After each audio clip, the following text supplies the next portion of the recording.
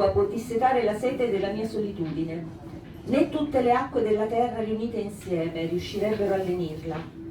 Tu, notte superba, consolazione disperata della mia anima, dannata ed estenuata nel sottile gioco riflettente delle albe lunari, quando l'affanno del mio pianto è grave e solenne, ergiti magniloquente e canta con mestizia il dolore profondo dell'universo.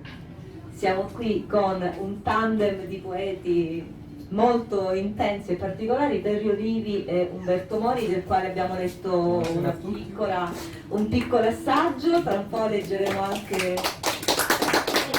un altro piccolo assaggio di Terry Olivi. Le nostre poesie in tandem si svolgono come un tandem, quindi due poeti si sono letti a vicenda e si interrogheranno sulla loro poetica, si faranno delle domande e naturalmente io e Emanuela faremo dei blitz ogni tanto.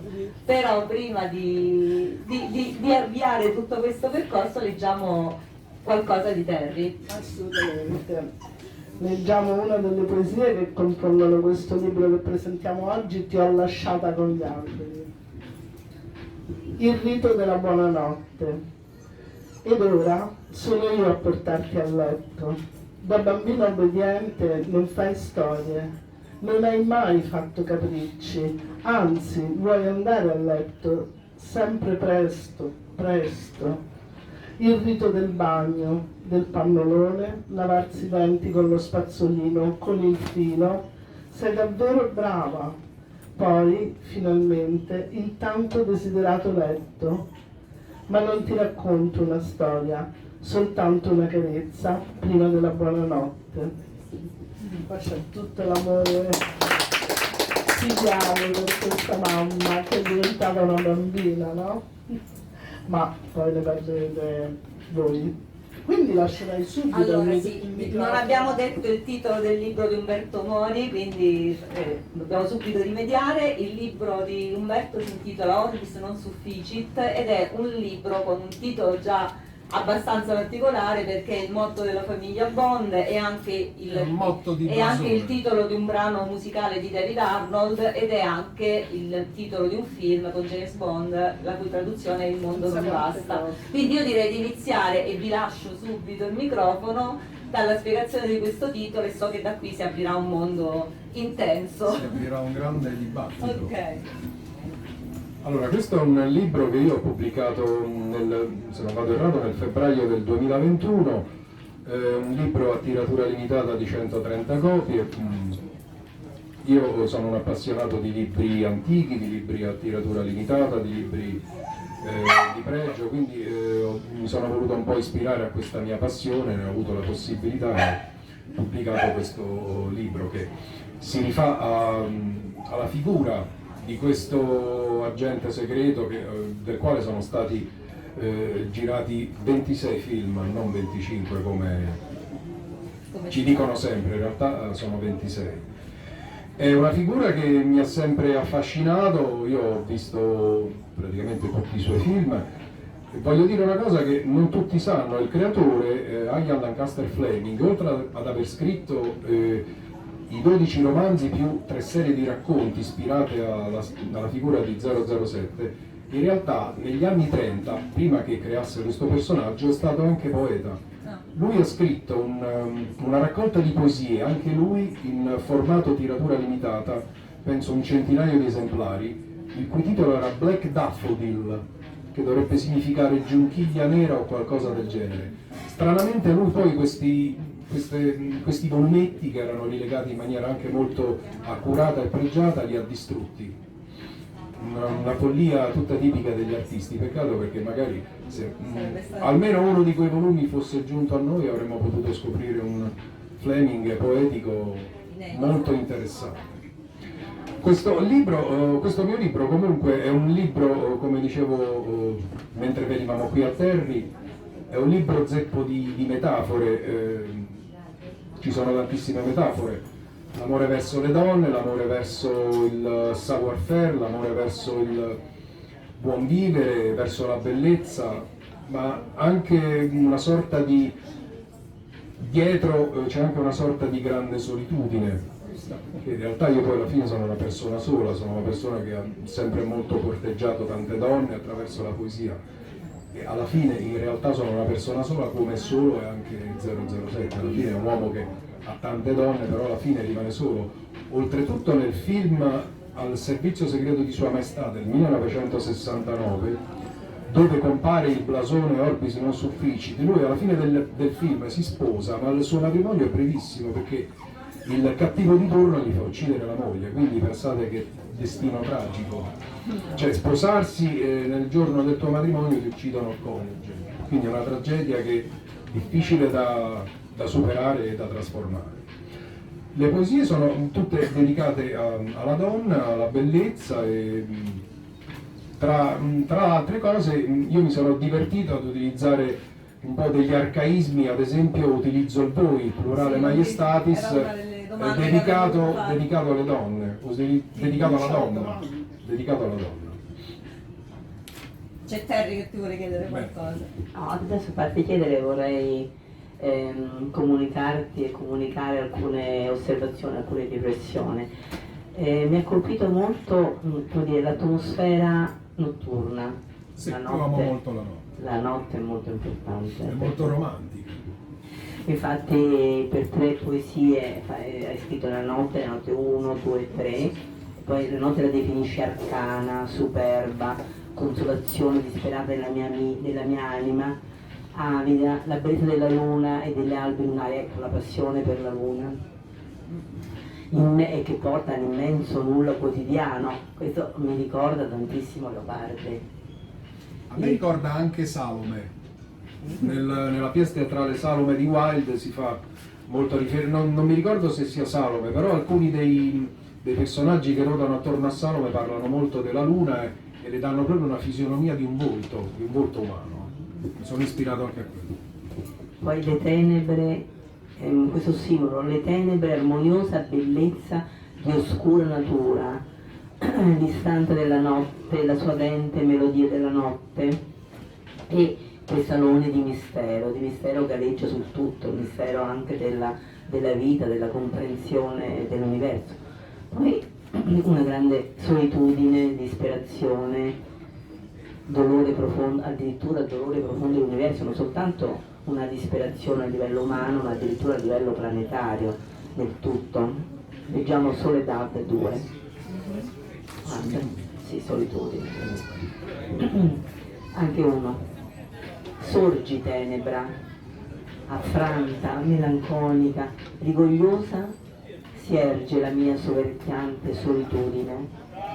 Si dispera essa nelle spire ascensionali del dolor mio, in ogni perlacea stilla delle mie lacrime, nelle deleganti esplosioni di silenzi immortali, ove letto regna l'ancestrale richiamo dei vostri sensi, avulso dal mondo mortale. Follemente avvampa il mio sangue nel cosmico delirio di specchi, trafugati dal tempo nel primordiale furore. Allora, la notte, il mistero della notte, la solitudine, ma anche l'ancestrale richiamo dei vostri sensi, il richiamo ancestrale della donna. Poi anche il richiamo molto forte del corpo, avvampa follemente il mio sangue nel comico delirio di specchi, molto bella questa immagine, addirittura. Il sangue è vita, non si può non trattare in questo tipo di poesie una materia come il sangue è vita e quindi comunque per me è anche una fonte di ispirazione. Il rosso è un colore che amo molto, quindi c'è tutta una sorta di gioco degli specchi in questa mia descrizione del sangue e di tutto ciò che ruota intorno ad esso. Il gioco degli specchi però è cosmico, di tutto l'universo, dunque un'immagine molto potente, grandiosa. E anche l'importanza del tempo, la morte, la notte, la morte, l'universo e quindi il tempo, anche molto bella, infatti anche la copertina in cui c'è questo magico orologio. Poi ecco, anche un influsso ho sentito un influsso di fosforo. Sì, io ho letto le ultime lettere di Jacopo Ortis, un libro che ho letto un bel po' di anni fa, però mi è rimasto sempre impresso. Il romanzo a carattere epistolare io lo considero una delle forme più alte del romanticismo letterario. Quindi sì, è una cosa che mi è rimasta molto impressa a livello inconscio. Leggo dei versi che riguardano l'universo. Sopra complesse polifonie si erge il lancinante urlo musicale che raccorda vibranti universi, riverbero incessante di ritmi scanditi dal tempo. È molto musicale anche dal punto di vista sonoro, ma poi l'immagine veramente grandiosa di complesse polifonie. Tu anche ami la musica, vero Sergio? Lui è musicista, infatti Non potrei negare questa cosa, quindi sì, io ho una formazione legata molto al suono, all'estetica del suono, e questa cosa un po' l'ho riversata in ambito letterario. Dovrei parlare le ore per esprimere questo, però io te posso fare però una non posso domanda su farlo. questo. Aspetta, prima. Sì, no. Finisco, poi ti do il microfono. Allora, nella notte quando contempli natura tu senti anche la musica del vibrante universo? Allora, io posso dire che il suono a livello estetico mi ispira tantissime cose, la poesia e la letteratura. Magari non mi ispira a comporre musica, forse questo non, anche perché non ho mai avuto predisposizione a comporre, però il suono a livello estetico mi ha spinto a scrivere e ad amare la poesia e la letteratura. Quindi attraverso un'arte ne ho scoperta un'altra, e anche attraverso all'epoca i libretti d'opera, che non dimentichiamo fanno parte della letteratura italiana a tutti gli effetti.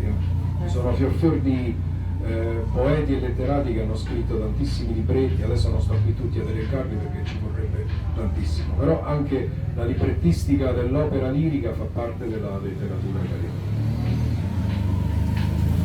Sì, volevo farti una domanda proprio sul discorso del collegamento tra la poesia e la musica, perché ovviamente so che sei un musicista, anche compositore, però ho letto, no? Ho letto che sei laureato in indirizzo interpretativo compositivo, Sì, ma quindi non compongo. Vabbè, comunque sei un musicista, e all'interno del tuo libro, per esempio, c'è una poesia che si intitola Crisantemi, che è tratta dall'omonimo Bellissima brano musica, di Puccini, bellissima per musica. cui immagino Invito ad che ascoltare. tu proprio ascoltando questa musica abbia composto la poesia, e Sì, ti volevo chiedere, ascoltando adesso questa- aspetta che se no ti passo il microfono se non si sente, ti volevo chiedere questa sinestesia, questo passaggio da un piano sensoriale all'altro, dall'ascolto alla composizione, in questo caso alla tua poesia, come avviene? Cioè come avviene questa metamorfosi sensoriale nel cuore di un poeta e come si realizza?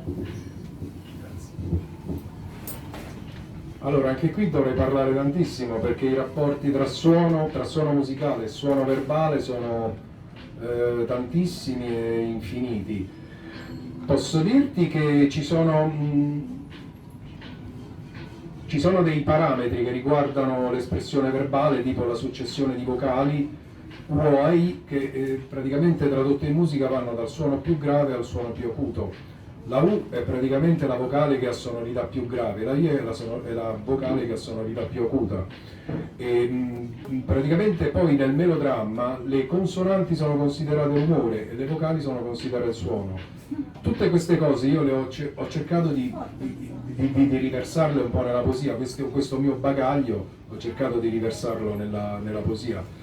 A me ha sempre affascinato la concomitanza tra suono verbale e suono musicale, perché comunque è insito. Poi aggiungo un'altra cosa, io suono uno strumento musicale aerofono a fiato.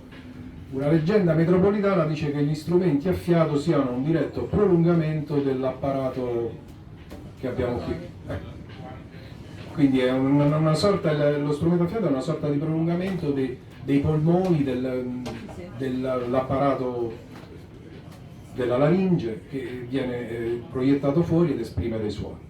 Grazie. Pure una cosa da notare da un punto di vista linguistico, la prevalenza della consonante R, che è una vibrante sonora, È un grande un rumore. rumore di fondo che appunto pensavo che volesse rendere il suono di un ingranaggio guasto, dissonante, una musica dissonante. Per esempio, a caso, una pagina 27, le tenebre, armoniosa bellezza di oscura natura, carezzevole emozione di dirompente fulgor. sovente l'interiore notte che vi appartiene è un atomo infernale, cangiante e riluttante. Nelle mie vene scorre con furia linfa vermiglia, cullata dall'estasi sonora della vostra voce, mentre in esse dilaga il delirio dei miei sensi, sospeso nell'attimo infinito in cui il nulla è avvolto su se stesso. Sentite, ho fatto una netta prevalenza della R che è una base costante, insomma, ha un suono dissonante, ma crea una melodia. Allora, devo fare un'altra precisazione. Nello strumento a fiato, quando si suona uno strumento a fiato come il clarinetto viene imboccato. C'è una tecnica di esecuzione che si chiama Flatterzung, è una parola tedesca che significa suono frullato, e si ottiene proprio pronunciando la R mentre si suona, e viene fuori un suono molto disturbato, un suono molto particolare, un suono rumore. Tanto per rimanere in tema. Stiamo imparando anche tante cose. Il suono frullato, sì, Che pronunciando sono- la R mentre si suona viene fuori questo suono rrr, che è anche un po' fastidioso, ma è una cosa che si utilizza molto negli strumenti a fiato nella musica contemporanea. Ah, Molto interessante questo. Sì, È infatti- la dissonanza forse della vita moderna e delle... Beh, è un suono fastidioso, non è rumore piacevole, di fondo. come altri suoni. Faccio un'altra domanda? Prego. Perché così ci interfacciamo anche con te. Allora, io ho notato un'altra delle cose che ho notato nel tuo libro è che ci sono, come diceva anche Terry, dei temi ricorrenti, quindi la notte, la soledad, il tempo, sicuramente la bellezza femminile, non solo in tutte le sue forme, perché io non credo che tu canti solo la bellezza femminile, penso che tu canti la bellezza in generale, Sì. di cui la bellezza È femminile un'esteta. E qui, sì, esatto. e qui tocchiamo D'Annunzio. E qui tocchiamo anche D'Annunzio, però quello che ho notato è che molte, ci sono quasi dei capitoletti, anche se il tuo libro non è diviso in capitoli, però alcuni titoli di poesie si ripetono più volte, tipo nella notte 1, nella notte 2, nella notte 3, Soledad 1, Soledad 2, Amo e Amo anche. Nella raccolta Amo in particolare, che sono se non sbaglio anche qui tre poesie intitolate così, ho notato che c'è che tutte e tre le poesie di questa specie di piccolo paragrafo iniziano con lo stesso verso, quindi che il verso è ovunque voi siate, sappiate che vi amo, che secondo Sì. me è di una potenza incredibile Sì, questo verso. è una cosa voluta. Ed è una sorta, sì, è un'anafora tra diverse poesie, nel senso che in genere l'anafora è all'interno della poesia, quindi il verso che si ripete, invece in questo caso non è nella stessa poesia, ma è nello stesso filone. E se di lo fargli possiamo- alla musica un Ok, leitmotiv. quindi spiegaci È un questa leit- è un cosa. leitmotiv. Ovviamente non è una coincidenza. No. Qui devo praticamente riprendere in considerazione l'aspetto musicale. Questo ovunque voi siate io vi amo è una sorta di leitmotiv, motivo conduttore, praticamente una nota o un gruppo di parole insistenti che tornano in continuazione, quindi è una sorta di fil rouge messo, cioè, poi chi lo capisce, c'è anche chi, è capitato anche persone che gli è rimasta indifferente a questa cosa. Tu logicamente, essendo un'acuta lettrice e osservatrice, sei riuscita Beh, a una cogliere figura nel retorica, segno. è Ti una ringrazio, figura retorica ti abbastanza- ringrazio, ti Però la ringrazio. possiamo leggere questa? Certo. La leggi tu o la leggo io? No, no, Dai, puoi leggila leggerlo. tu, leggila, questa è più veloce. La seconda. Quella lì mi piaceva di più, era la mia preferita. Amo seconda. È una poesia che ho scritto nel 2012, 10 anni fa. Ovunque voi siate, sappiate che vi amo, nella dannazione eterna che ineluttabilmente a sé mi avvinghia. I sensi bruciati dalle fiamme, il sangue incandescente che dalle mie vene cola, avidamente nutrono la vostra diletta bocca, lubrica e bestiale. Le nostre vite altro non sono che miseri atomi fatali. Qui ci ho messo anche una rima baciata. Senti, io- ma no, una domanda, ma tu quando corteggi le donne le corteggi con voi? Te lo volevo fare questa domanda. Mi è capitato. Perché lui, come diceva anche Manuela, Quando vive hai per voi, scritto no? su Facebook mi è Quindi- capitato. Ma con questo È una linguaggio- sorta di seduzione, dai. con questo linguaggio aulico che ha Umberto, io mi sento il ministello, non so, Sì, ti I trasporta, trovatori, i ti trovieri. trasporta in un mondo medievale. Vabbè, non è un caso che date il voi alle donne, il dolce e il Bellissimo, stil nuovo. dolce stil nuovo. Certo. Però un dolce stil nuovo moderno, direi rivisitato, Sì, perché sì, poi sì. c'è la presenza del corpo molto vivo, delle vene, del sangue che scorre, insomma la presenza del corpo direi molto attuale, molto presente. Torniamo al... Sì, c'è un ricordo del Dolcissimo Nuovo, del romanticismo, di Foscolo, di Leopardi, poi di D'Annunzio, però arriviamo anche alla parte moderna, direi, molto concreta. E tutto unificato con la visione dell'universo, del tempo che tutto per volte, tutto scorre. E della bellezza. Io ti volevo chiedere se in questo mondo moderno i poeti possono ancora e riescono ancora a trasmettere la bellezza. Sì, se uno si inserisce su una certa frequenza d'onda può farlo, non è che lo faccio solo io, lo fanno tante altre persone che mi è capitato di conoscere, sia uomini che donne, quindi non c'è nessun problema. Il fatto poi che io tratti ecco anche la notte per me potrebbe essere immensa, potrebbe essere eterna, come mi auguro che rimanga eterna la bellezza, perché comunque la bellezza non deve tramontare mai. E poi per rifarmi anche al titolo del libro, a me questo mondo non basta. Io ne vorrei un altro ancora. E quale vorresti? Vorrei un mondo ancora più superiore. Sicuramente un mondo senza politica. Mi pare un po' impossibile. Però. E poi ancora senza. Un mondo senza politica è un mondo senza manipolazioni mentali, perché penso di vivere in un'epoca dove ci sono tantissime manipolazioni, da tutti i punti di vista, dei mass media, dei social e di anche molte religioni manipolano. Questo è quello che non vorresti, invece cosa vorresti? Allora, ci penso 30 secondi. Okay. E intanto passiamo la parola. Passiamo la parola a Terry Olivi. È una domanda da $1 milione. Ok. Sì, io volevo invece parlarvi di Terry, della quale ho presentato parecchi libri ormai. Io la adoro perché lei è la mia poetessa zen. Ecco, è arrivata pure Laura, ti puoi sedere? Ma guarda, sono stata seduta fino adesso. Ok, va bene. Lei, io amo molto la sua poetica perché è una poetica che arriva dritta dritta all'anima, al cuore, e lei ci parla di natura sempre e comunque. In questo libro che presentiamo oggi, ma di cui non ci sono le copie, diciamolo subito, però poi lo potete ordinare, ma poi parleremo anche degli altri libri. Lei ha scritto prima di quest'altro libro che si intitola no, non è questo, sì, è questo, giusto, Nell'indaco notturno, dialogo di un anno, e poi esce Ti ho lasciata con gli alberi. Sono 2 libri di poesie e sono 2 libri di poesie dedicate nell'indaco notturno al papà che non c'è più, e questo è il viaggio che lei fa da Roma a Matelica, perché Terry nasce a Matelica, poi arriva a Roma negli anni 50, i suoi si trasferiscono a Roma e quindi arriva a Roma, però lei è legatissima alla sua terra, per cui quando la mamma non c'è più la riporta in periodo Covid, quindi con tutti, e questo è il racconto in poesia, è un diario poetico di questo viaggio che lei fa portando la mamma fino a Matelica, al posto in cui è nata, insomma era nata. Ma non è un libro triste, questa è la grande bellezza di Terry, una delle grandi bellezze. Io la chiamo la mia poetessa zen, perché poi lei scrive haiku, adesso poi ne parleremo.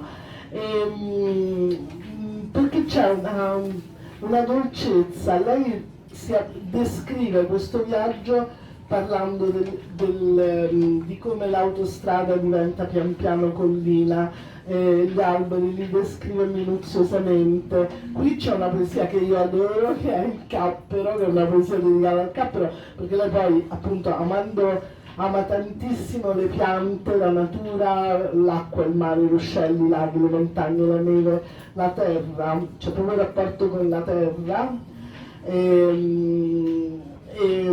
Quindi ci sono lì poesie dedicate, lei racconta di suo papà, sto passando da un libro a un altro, e in quest'altro libro lei racconta del suo papà che era bravissimo, piantava l'osso dell'oliva sì, essendo appunto di famiglia contadina, nel vaso c'è una terrazza meravigliosa che dà su Santa Maria Maggiore, e dopo un po' nasceva l'ulivo, cioè quindi sto pollice verde che io tanto ne invidio, io che secco pure il basilico. Lei è bravissima, pianta un ossicino di limone, l'anno dopo c'è la piantina di limone che è uscita fuori.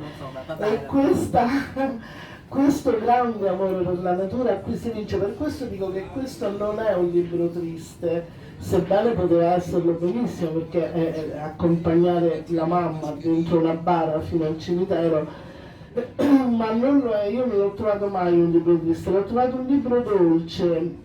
Vi leggo una poesia che è breve, a proposito di questo. Nel silenzio assoluto di un rito cosmico ti ho riconsegnata alla tua terra, alle querce secolari, agli olmi, ai frassini, alle roveri che t'hanno conosciuta, al sole che tutto riscalderà anche me, 16 marzo 2020, perché lei poi mette sempre la data. Però diciamo anche che Terry non ha scritto soltanto libri di poesie, il suo qual è? Gli haiku, ecco, lei è bravissima a scrivere gli haiku, li leggiamo tutti esempi di haiku di Terry. Felicemente sotto l'innaffiatore stava il piccione. Gli haiku, per chi non lo sapesse, sono questo stile di poesia giapponese in 3 versi, 17 sillabe e 3 versi. Lei è un insegnante di lettere greco-latino anche, lettere italiano, storia e geografia, che ora è in pensione, e poi ci raccontava sempre che lei arrivava in classe per svegliare questi alunni dormienti, cominciava con la poesia, gli addolciva la giornata, iniziava la lezione con una poesia. Era la pillola della bellezza quella, entravano alla prima ora, allora non erano ancora tutto svegli. Dai, racconto. Sì, questa è una cosa bella. Durante la settimana, quando c'era la prima ora, erano 20 minuti, più 20 minuti senza fare appello, senza niente. Ci salutavamo e basta, e poi iniziavo a leggere una poesia e così era l'inizio bello della giornata. Piaceva allora sì, naturalmente. All'inizio non dicevano niente, però alla fine del triennio poi si vedevano tutti appassionati di poesia. Sì. Poveretti, avevano avuto una dose massiccia. C'era Elisabetta, ti ricordi anche lei? Fa la sì, lei fa la maestra, quest'altra nostra amica poetessa, Elisabetta Petrolati, che inizia a scuola i bambini con la poesia. Ci vuole l'educazione alla poesia in una società dove la poesia non conta più niente. Certo, per questo noi avevamo un'ora alla settimana di poesia, dedicavo tantissimo tempo. Poi non era solo poesia, facevamo anche disegni, musica, a volte facevamo tutte le arti, a volte anche con il corpo. Abbiamo sperimentato, io ho sempre insegnato in una scuola sperimentale, dunque sperimentavo altri linguaggi, poi loro erano molto creativi. Bello, io avrei voluto avere una professoressa come te, mi sarebbe piaciuta un sacco. Quindi dicevamo, lei non scrive solo poesie, questo ne è un esempio, l'incanto dell'essere, che potrebbe essere un bellissimo regalo di Natale. E il sottotitolo: esperienze minimali di bellezza per arricchire di poesia i nostri giorni. In realtà non c'è la poesia dentro, ma ci sono dei racconti che sono di narrativa poetica e sono intervallati, ci sono le 4 stagioni, ogni stagione ci sono degli haiku, anche qua. È un libro proprio alla Terry Olini, che è delicato, elegante, dolce, proprio questo è carino. Poi c'è un altro libro di cui vorrei che tu ci parlassi, a parte lei ne ha scritti tanti, un altro è un libro di haiku, solo di haiku, che è Rosso Anguria, metà di haiku e metà poesie. Ed bello il titolo, mi piace molto il titolo. Sì, è molto carino, Rosso Anguria alla luna. Ma non era di questo che volevo che ci parlassi. Vorrei invece che tu perché potremmo stare mezz'ora a raccontare i libri che ha scritto e anche i premi che ha vinto, ma in realtà volevo che tu ci parlassi del libro Madri, che è che non si intitola Madri, si intitola Mia madre era, ed è un'antologia a cui lei ha collaborato, non ha scritto tutto lei, ma è un racconto dell'Italia nell'ultimo secolo attraverso la testimonianza delle mamme anziane. E questo volevo che parlassi un po' di questo, è proprio bello. È un'antologia che contiene circa 70 storie di donne della generazione di mia mamma. Infatti è stato un libro dedicato a mia mamma, perché con la mia amica Rita Laganà dovevamo fare qualche cosa per festeggiare i 90 anni di mamma. Che cosa possiamo fare di bello? Una festa, qualche cosa, però non si poteva fare perché una settimana prima mia cugina di 54 anni era morta. Allora la zia non poteva sopportare una festa per se stessa, avendo il dolore della nipote morta così giù. Allora abbiamo pensato a qualcosa che rimanesse nel tempo, ecco, era una raccolta di storie e abbiamo invitato tante donne della sua generazione di mamma, cioè nate tra il 1920 e il 1925, perché mia mamma era del 25, dunque sue coetanee, a raccontare, se era possibile, loro stessi oppure le figlie, e le figlie raccontavano per le madri, perché le madri ormai erano troppo anziane, troppo avanti con gli anni. E così storie vere, no storie... No, storie vere, biografie. Biografie. Sì, le figlie hanno raccontato. Il ritratto dell'Italia. Sì, assolutamente, perché sono donne dalle isole al sud, al centro, al nord, tutto ugualmente distribuite, e parlano della loro infanzia, della loro giovinezza soprattutto. Dunque una storia dell'Italia degli anni 30, 40, anche 20, 30, 40, veramente un'analisi sociologica, tanto che il nostro amico sociologo famoso Ferrarotti ha scritto la postfazione e c'è scritto, è stato il mio docente universitario, ho fatto gli esami biennali con lui. Sì, è stato bello, per me una grande soddisfazione e mi ha detto, ha fatto i complimenti. Sì, è un libro molto interessante perché si parla appunto da un punto di vista di esperienza di quegli anni, veramente bello, perché le storie sono tutte belle e ogni persona ha una storia incredibile alle spalle. Io sono sempre più innamorata delle storie, tanto che finito questo libro che abbiamo presentato anche in diverse parti d'Italia, abbiamo raccolto altrettante storie della nostra generazione questa volta, cioè di donne. Si trova ancora in...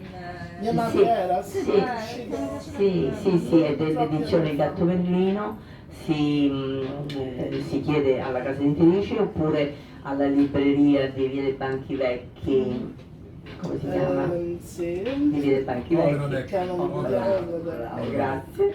Odradec e si ha la copia, perché ci sono ancora. Sì, ma si può ordinare, credo si trovi anche. Questo è veramente un libro molto interessante. Molto interessante. Si può ordinare? Sì, si ordina dalla libreria Odradec o direttamente presso la casa editrice, ma penso più facile presso la libreria. Feltrinelli, le librerie virtuali dovrebbero avere. Non lo so, da Odradec è facilissimo. 4 anni che è uscito. L'ho pubblicato, sì, 4 anni e mezzo. Mia madre era. Mia madre era.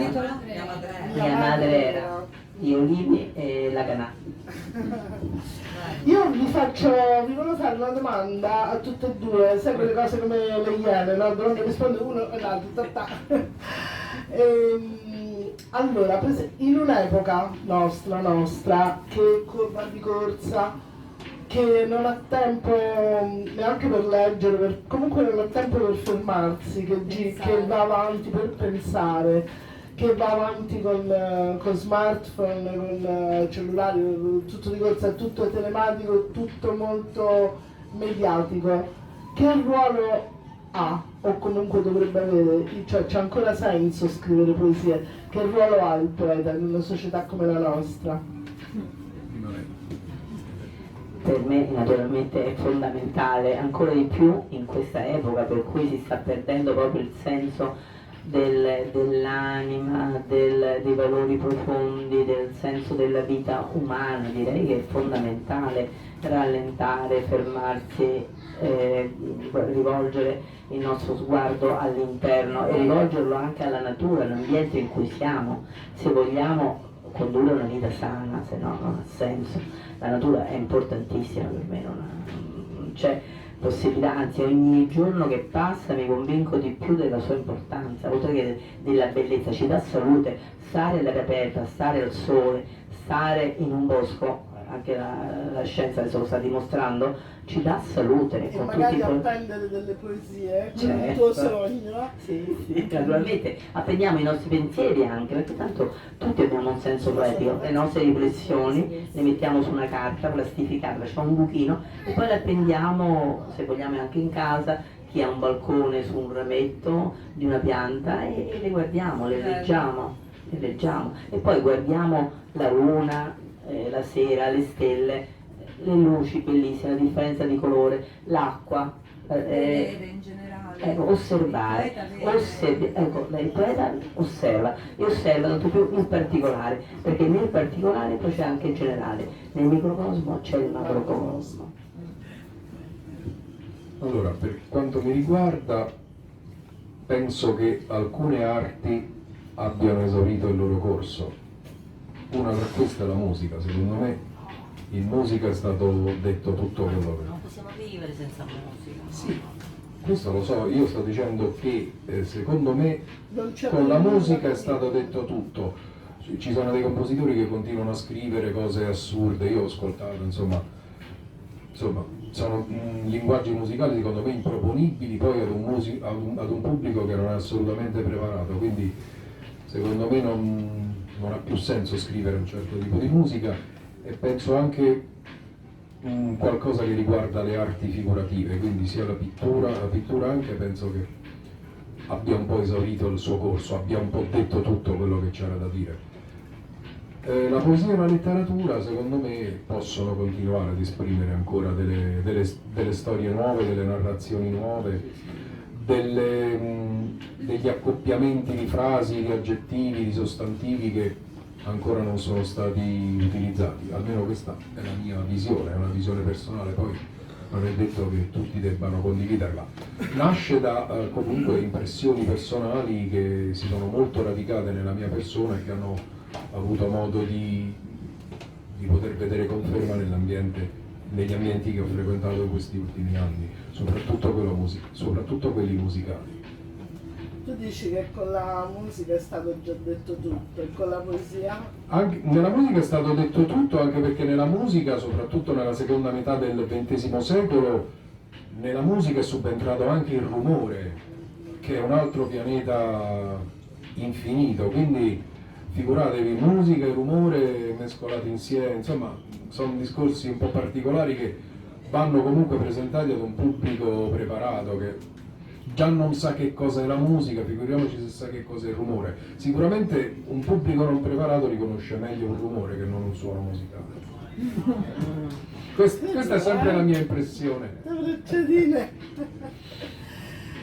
Un'altra cosa vi chiedevo ad entrambi, quando è che un testo, uno scritto può considerarsi poesia e quando è che una persona che scrive può considerarsi poeta? Allora, ti rispondo subito tirando sempre in ballo la musica e logicamente i cantautori italiani, Fabrizio De André, anche Claudio Baglioni, Franco Califano, Lucio Dalla, basterebbero solo questi, perché mi è stato detto da personaggi molto illustri che molti testi scritti da questi cantautori è poesia. De André è poesia assoluta e anche parecchio Califano, perché insomma sì, Renato Zero, poi Guccini, Battiato, quindi già basterebbero questi cioè è letteratura a tutti gli effetti. Si studiano anche in alcuni Sì. testi. Quindi Sì. di cosa è fatta la poesia? Cos'è che fa appunto di uno scritto poesia? Per quanto mi riguarda l'emozione subitanea che provo appena leggo qualcosa, il subito che mi prende e magari mi fa ispirare per continuare a scrivere. Per me forse una corrispondenza coerente o armoniosa fra linguaggio e parte emotiva, cioè l'emozione che tu senti deve essere presentata con un linguaggio alquanto elaborato, non nella semplicità però un po' studiato, preparato, elaborato. Ecco, quello per me è la poesia, anche se poi questo criterio cambia da persona a persona, però penso l'unione profonda, ben articolata, ben armoniosa fra le due parti.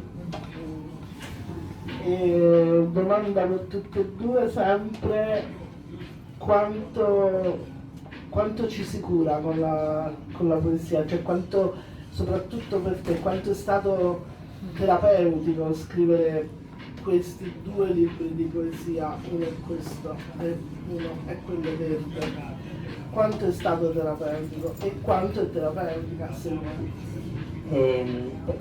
La poesia, penso, è per me totalmente terapeutica, perché la poesia non è limitata alla scrittura di mezz'ora, di un'ora. Per me la poesia è un modo di vedere la vita, un modo di vivere la vita, dunque non finisce mai. Cerco. Allora, da quel punto di vista è totalmente curativo. Quello mi cura, vivere in modo poetico, cercando di immergermi totalmente proprio in una realtà poetica. Allora, per me la poesia e comunque tutte le arti sono una fucina e un laboratorio di ricerca continua, di studio e di tendenza verso la perfezione, la bellezza e il perfezionismo assoluto. Tornando, ecco, continuando a riflettere su quanto sia terapeutico la poesia, è veramente, se vivi in quel modo e cerchi anche di avere i rapporti con le persone basati più su modelli poetici, Sulla gentilezza. la gentilezza, sull'osservazione, sul rispetto dell'altro, sul cercare di sintonizzarsi, come cerchi di sintonizzarsi in un nuovo modo di linguaggio, così ti sintonizzi su un ascolto diverso, e tutta questa ricerca, questo penso che sia terapeutico. E ci fa crescere sani. Sì, almeno ci si prova, ci si prova. Tanto importante è il percorso, non l'arrivo, non il traguardo. Certo, il viaggio. Allora, voi vi siete conosciuti da poco perché noi l'abbiamo messo in contatto per fare la poesia in tandem. Adesso faccio una domanda con Mi sa che cioè, falla tu perché poi io c'ho un'altra versione. Dopo Cristiana ci stanno vedendo. Dopo tanto buonismo, una parola per definire Umberto, la poesia di Umberto, e Umberto una parola per definire la poetica di Terry. La parola è mistero. Per me la parola con cui posso definire la poesia di Terry è commozione. Le sue poesie mi hanno molto commosso. Sono poesie essenzialmente materne, io sono molto legato alla figura della madre, quindi sono poesie di grande commozione. Si collega alla mia poesia, la mia domanda per... No, infatti non lo so perché è quasi uguale. Io la domanda che volevo fare è questa: immagino che voi in quanto poeti leggiate molte poesie oltre ad altri generi di lettura, però insomma essendo poeti penso che ne leggiate parecchia. Allora la domanda è: quanto vi sentite sinceramente benevoli nella lettura di poeti diversi da voi, che magari hanno una poetica diversa, un modo diverso di intendere la poesia, eccetera? Cioè, qual è il vostro approccio? Non voglio dire quanto vi sentite benevoli, qual è il vostro approccio? Tutto ciò che magari è distante da voi, come lo accogliete? Con curiosità, con un po' di distacco, un po' di fastidio? Sinceri però, La maggior parte delle volte con grande curiosità, perché dico sto scoprendo una via nuova, una modalità nuova, un universo nuovo, questo mi interessa molto. Qualche volta veramente grande fastidio, se proprio... cosa ti infastidisce? Grande fastidio quando è molto retorico, sì, quando è molto... no, quello non lo sopporto. Sì, invece cosa ti piace? Cosa vuoi trovare nelle poesie che leggi? Beh, la cosa che mi piace di più è sempre questo rapporto con la natura. Ok. Sì. Anche di linguaggio sperimentale però mi piace, perché io adoro anche la poesia umoristica, per cui ecco mi piace tanto. Ho visto che sì. anche Alberto te l'è piaciuto tanto. Sì. che è completamente diverso. Sì. La poesia umoristica mi piace perché naturalmente nella vita c'è anche il sorriso e il mondo del teatro. E quindi... Stessa domanda a Umberto. La poesia umoristica. Allora, io devo spingermi un po' più in là perché a casa ho un libro di poesie d'amore acquistato nel 1987, che è stato uno dei miei primi testi che ho letto. Poesie d'amore di poeti italiani, sono circa 45 poeti italiani presentati da donne che scrivevano di letteratura, è una bellissima antologia. In questa antologia ci sono tantissimi poeti che all'epoca non mi piacevano, perché scrivevano in modo molto confuso, non si capiva bene cosa volessero dire, un po' l'opposto di come io vedo la donna, perché essendo poesie d'amore trattano tutti di poesie d'amore verso la donna. Poi a distanza di 25 anni, con il senno di poi, ho scoperto anche delle corrispondenze intime con questi autori che all'epoca non sembravano consoni alla mia Quindi personalità. cosa ti piace e cosa non ti piace trovare nelle poesie? Allora, in questa antologia non mi piaceva ad esempio come era distribuita la punteggiatura. Ci sono almeno 3 o 4 poeti dei quali non ricordo il nome, che scrivevano senza punteggiatura, quindi scrivendo senza punteggiatura è un po' difficile respirare, è un po' difficile capire. E poi altri che utilizzano delle immagini metaforiche assolutamente difficili, sì. Però torno a ripetere, rileggendole poi in seguito mi sono accorto che... Grazie. Allora, io vorrei concludere, non so se siamo arrivati alla conclusione, leggendo una poesia non mia, ma una cosa che ho scoperto così, per puro caso. Cioè, il grande compositore Ennio Morricone si è cimentato anche lui con la poesia, una volta. Io sono riuscito a trovare questa Quindi poesia. una poesia, Ha scritto una poesia, penso dedicata o a se stesso o a lui e insieme alla moglie. Si intitola Poesia, ve la leggo perché è corta ed è molto interessante.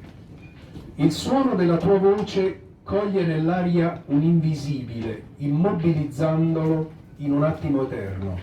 Quell'eco è entrata in me, frantumando i cristalli fragili del mio sospeso presente. Senza ritorno. Dovrò cercare futuro, inseguendo quel suono. Io stesso, disperata eco, a ritrovarmi. Ennio Morricone. Penso siamo negli anni 50. Bene. Invece io volevo leggere Il Cappero, Il famoso capo. perché, cioè, quale poeta l'originalità chi poteva dedicare una poesia al cappero? Questo bocciolo, questo Che è anche fruttino. un'esclamazione, un'interiezione. Capperi che olive, che olivi. Ho piantato il cappero, Capparis spinosa, in linguaggio botanico. Ho trapanato con fatica un buco nella roccia salentina. L'ho allargato, ho richiuso i semi gelatinosi in un fico maturo. L'ho sigillato nel buco, rinchiuso con la polvere calcarea. Ora è nel vaso, sopra la staccionata di bambù, illuminato dalla luna piena. Lo proteggerò dalle piogge, aspetterò la prossima primavera. Sognerò di vederlo ricadere in onde di soffice rosa. I fiori del cappero, no? Dai del giardino, dell'aria, del fuoco, dell'acqua e della terra. Abbiate cura di lui. È bellissimo.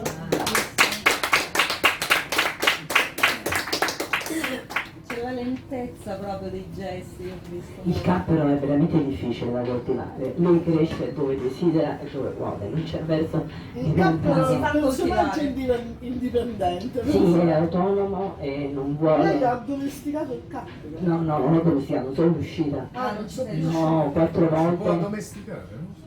No. Cresce tra i fassi, Sì, tra il sulle mattone, rupi, sì, sulle mura degli ali, bellissime. Però non cresce nei vasi. Guarda questa cosa del cappero rivoluzionario, sa come mi pare. Devo scrivere un trattato sul cappero. Allora, se qualcuno che Ci magari sono delle domande. che si cimenta nelle poesie o anche che non si cimenta vuole chiedere qualcosa a loro due che sono qua per voi e che Dopo potranno, insomma, se vorrete prendere i loro libri, noi diciamo sempre che il Natale è arrivato e dopo Ferragosto è l'attimo. E un libro di poesia è buono per chiunque ed è sempre utile. E una cosa che diceva un mio amico, anche un suggerimento, portare un libro di poesie invece di una bottiglia di vino oppure di un piatto di dolci che poi fanno male perché contengono di zuccheri. Allora, ingrassa di meno la poesia e nutre di più. Sì. Giusto, la poesia che nutre è vero, Ingrassa di più è uno slogan. panettoni, pandori, no, ma un bel libro di poesia. E tra l'altro non capita tutti i giorni che abbiamo qua, come prima con Cristiana e adesso con loro, insomma, l'opportunità di avere una dedica personalizzata sul libro che è il doppio regalo, no? È quella cosa che rende un libro ancora più prezioso. Il mio libro è anche a tiratura limitata, quindi un domani che finisce Quindi- non si stampa più. Approfittate. Prezioso, da collezione. Quindi chi volesse fare domande le faccia. Ma Cristiana, anche cattiva, eh? vieni qua, vieni un po' più avanti. Guarda, Ma anche perché lì c'è il freddo. No, vabbè. Si è messa il Io cappellone. sono curiosa di sapere come nascono le vostre poesie, cioè il processo creativo. Scusate, noi dobbiamo scappare. Sentiamo. Ciao. Quindi come nasce il processo creativo? Cioè, come del- cominciate a scriverla? Sì. Cioè, cosa vi ispira? Insomma, sono stata chiara. Per me, sì, chiarissimo. Per me, quando cammino, osservo qualche cosa, colpisce la mia attenzione, un colore, una piccola storia, un avvenimento, qualcosa che accade, e allora ho un pizzino nella borsa. Il famoso pizzino di Sì, quelli mafiosi. Lo prendo, ho la penna, sempre tante penne, verdi, rosse a seconda dell'argomento dell'umore e scrivo alla base. Se è un haiku, quasi lo scrivo completamente, mi fermo naturalmente, a volte capita anche in mezzo alla strada con tutti i clacson che suona, però adesso divento un po' più La prudente. poetessa sta poetando. Mi sposto sul marciapiede e sto un pochino, cerco di riflettere, rivolgo lo sguardo all'interno per capire, per approfondire e poi scrivo i primi versi, una traccia, poi a casa i giorni seguenti posso rielaborare un po', questo è il genere così. Capito perché Terry Olivia l'ho soprannominata la poetessa zen, perché lei è così, lo fa veramente, En plein air potrei definirla, En plein air. l'impressionismo. Sì. Allora, per quanto mi riguarda, io ho attraversato tutta una serie di fasi differenti, perché io ho iniziato negli anni '80 a scrivere poesie, ispirato dai libretti d'opera. Nei libretti d'opera ci sono tutti questi drammi, no? Questi amori che si struggono, questi amori non corrisposti, molto romantici, molto melodrammatici. E leggendo tutte quelle storie, alla fine è sempre alta letteratura, mi hanno influenzato in un certo modo, scrivere in un certo modo. Da buon amante, io poi mi sono scoperto un buon amante della letteratura gotica, non so se tutti sapete che cos'è la letteratura gotica, è un tipo di letteratura molto particolare, che si basa un po' sulla notte, sul mistero, sui vampiri. Il Dracula di Bram Stoker è uno dei...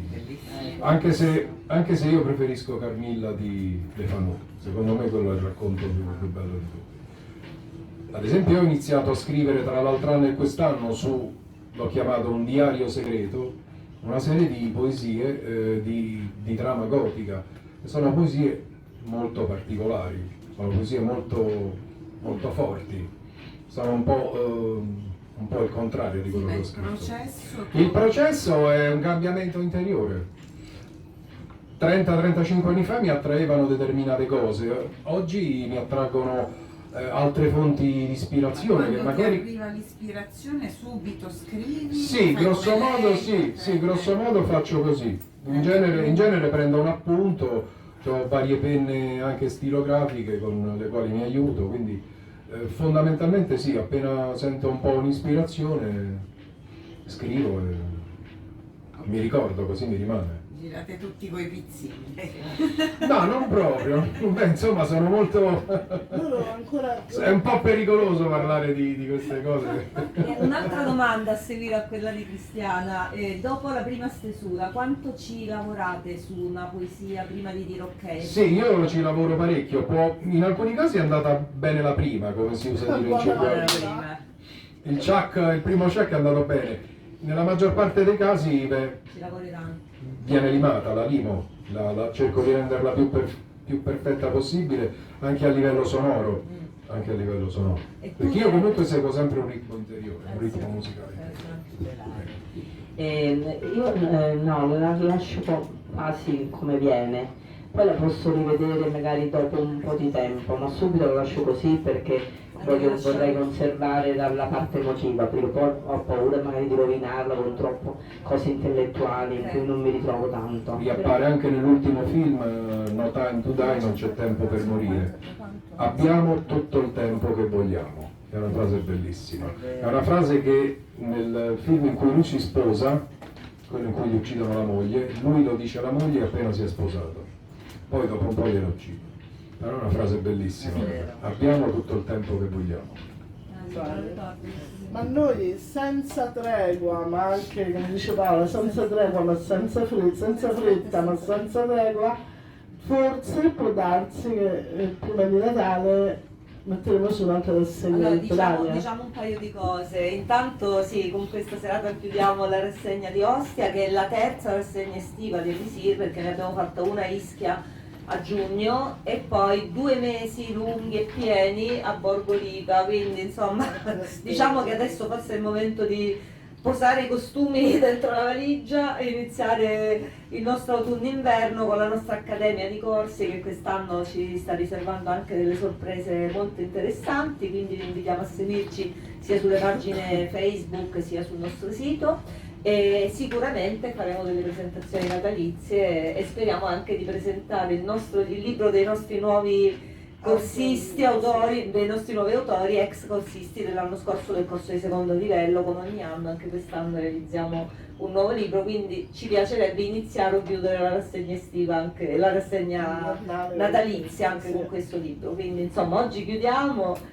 Siamo stanchi ma felici, e insomma grazie a tutti di essere stati qui e grazie a Terry, grazie a Umberto di aver dialogato con noi, anche perché abbiamo toccato non solo dei temi poetici ma anche dei temi, ho trovato molto interessante anche parlare di musica e di questa correlazione di suoni diversi, mi è piaciuto molto questa cosa, quindi grazie per averci dato dei nuovi input da approfondire, quindi grazie a tutti. Grazie.